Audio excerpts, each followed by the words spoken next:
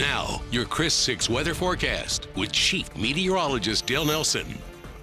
That's right. The east coast of Florida is going to experience a lot of what we had, and the lower valley last weekend. They're going to have it this weekend starting tomorrow. 97 today. The winds came down. The temperature went up. 77 on the low. No rainfall. And the peak wind gust today down from 26 yesterday to 23 miles per hour today.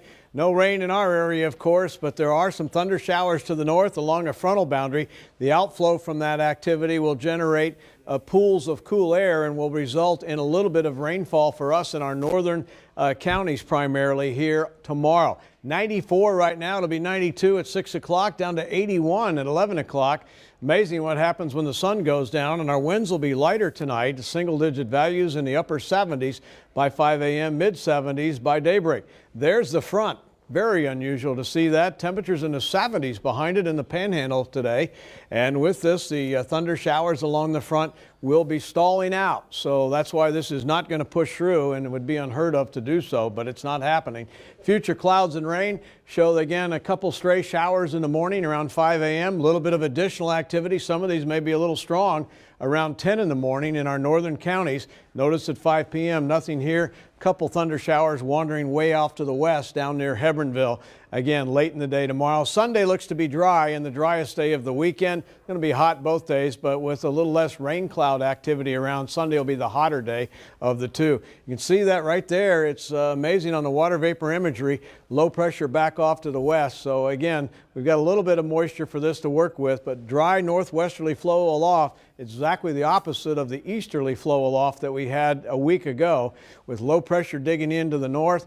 And again, this is what's going to steer Isaias up through the Bahamas and the East Coast. That's where it's going to go, right there between the low and the high. In the meantime, there's energy in the atmosphere, and as high pressure builds over us, will dry out further next week.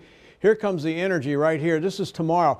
This is why we're going to see a few thunder showers in the area. And that goes away on Sunday and back down to the south and west. And then it's gone after that. Without the energy, we call it vorticity in meteorological terms, but without that energy, we can't see any rainfall. So here we go on the winds. They'll be nearly calm in the morning, aiding in the instability in the atmosphere. Light winds tomorrow afternoon.